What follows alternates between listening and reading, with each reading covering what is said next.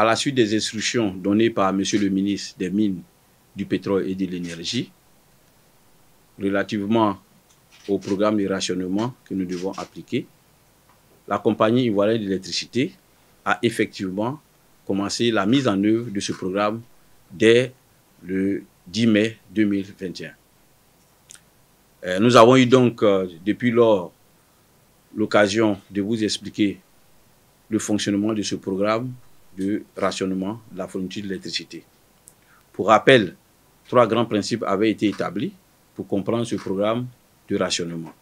Il s'agissait, premièrement, du principe des 2 plages horaires retenues, de 6 heures. Deuxièmement, le principe des plages alternées chaque semaine. Et enfin, le principe de l'exclusion de la journée du dimanche du programme de rationnement. Voilà les 3 grands principes que nous avons utilisés pour élaborer le planning de rationnement.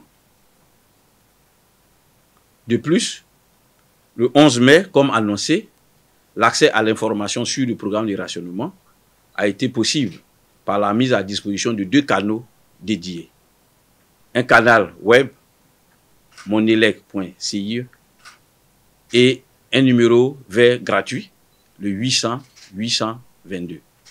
Donc depuis le 11, ces 2 canaux ont été mis à la disposition de la population. Quel bilan nous pouvons faire de l'utilisation de ces 2 canaux? Au niveau du site web, c'est plus de 450 000 visites que nous avons reçues. Et au niveau du numéro vert, en une semaine, nous avons enregistré 6 000 appels qui ont été traités par nos conseillers clients pour accompagner les clients qui, justement, voulaient en savoir plus sur le programme de rationnement. Nous pouvons donc constater à ce stade qu'il y a eu une appropriation de ces 2 sites-là par la population. Quel bilan pouvons-nous faire de ces 2 semaines de mise en œuvre du programme de rationnement? À ce stade de mes propos, je voudrais porter à votre connaissance les informations suivantes. En situation normale d'exploitation, nous avons plusieurs producteurs d'électricité qui disposent chacun de plusieurs unités de production. Et comme je le dis, en situation normale, une fois qu'une unité de production est indisponible temporairement, automatiquement, les autres unités de production prennent le relais et compensent donc le déficit qui aurait dû être créé. Mais dans le cas présent où nous sommes, nous fonctionnons avec des marges très faibles. Ce qui fait qu'une indisponibilité temporaire d'une unité de production ne peut plus être absorbée par les autres. Ce déficit temporaire, donc, va produire au niveau du client une interruption de la fourniture d'électricité. Et donc, dans ces conditions, vous comprenez que le programme que nous avons établi dépend fortement de la disponibilité des capacités de production. Parce que quand on est en situation normale, ces aléas sont absorbés, mais en situation de maille faible, ces aléas ne sont plus absorbés et sont vus directement par le client qui subit une interruption.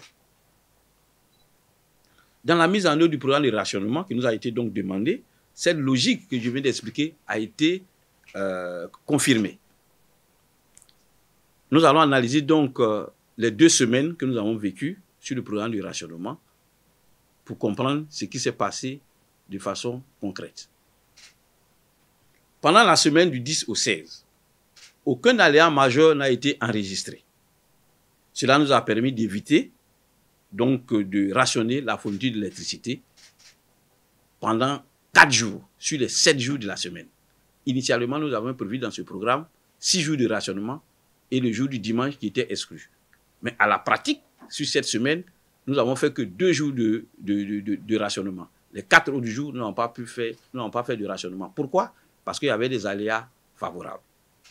Et même les créneaux horaires que nous avons fixés, nous ne les avons pas respectés au maximum.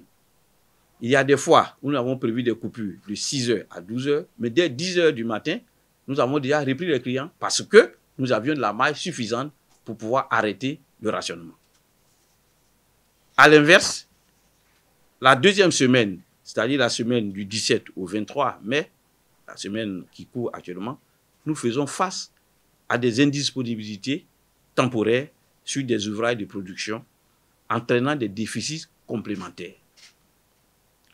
Et ces déficits complémentaires ne permettent pas souvent de respecter le créneau horaire fixé. C'est entre autres ce qui explique qu'il y a des zones qui sont touchées par des interruptions, alors que dans le planning, il n'était pas prévu que ces quartiers soient rationnés.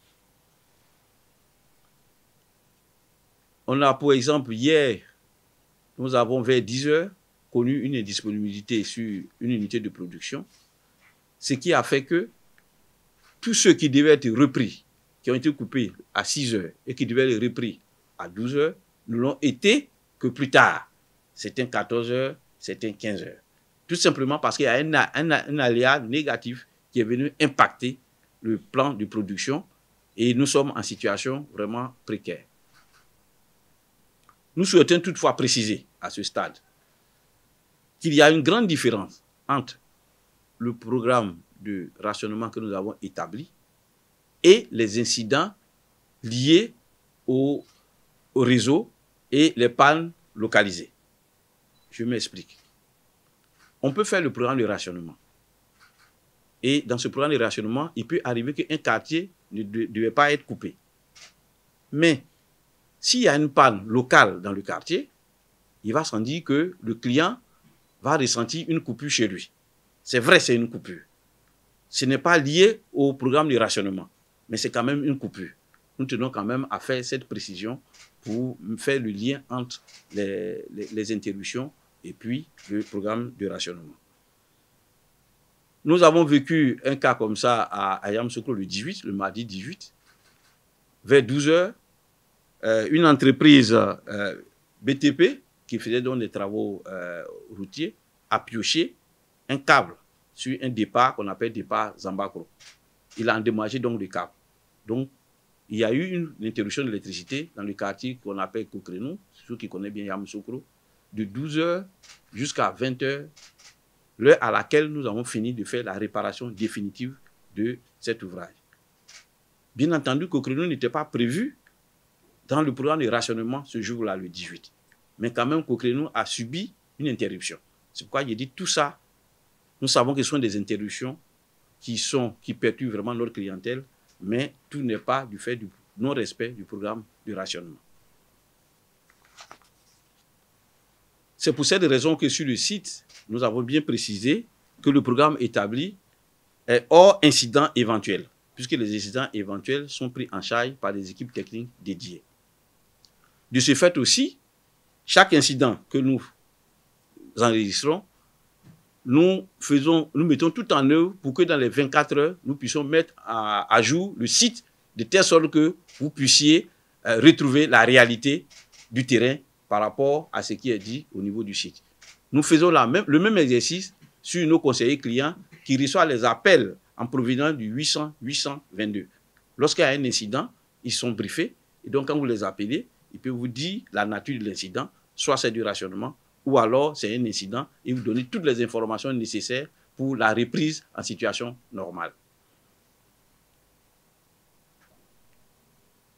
C'est vrai que tout ce que je viens de vous expliquer, c'est pour vous permettre de comprendre techniquement comment la situation peut être difficile dans sa gestion quand nous avons des mailles très faibles. Comment les incidents peuvent influencer aussi le programme de rationnement. Mais c'est vrai, je comprends, c'est très difficile pour nos populations. Parce que rationnement ou pas rationnement, à partir du moment où il y a une coupure d'électricité sur une période assez longue et de façon répétitive, nous comprenons que c'est une souffrance que la population endure. Et nous regrettons cela. C'est pour cela qu'au nom de la direction générale de la CIE, j'aimerais présenter vraiment toutes nos excuses à la population pour tous les désagréments qui sont subis dans cette période que nous cherchons tous à juguler pour revenir à la situation normale. Au vu des enseignements que nous pouvons tirer de ces 2 semaines de fonctionnement du programme de rationnement et l'analyse de l'évolution de la situation, un réajustement du planning pourrait être envisagées pour être disponibles la semaine prochaine, de telle sorte à prendre en compte tous les paramètres et pouvoir respecter au mieux le programme qui serait réajusté. En tout état de cause, nous vous assurons que toutes les mesures sont prises avec diligence pour accompagner nos clients dans cette situation difficile que nous vivons.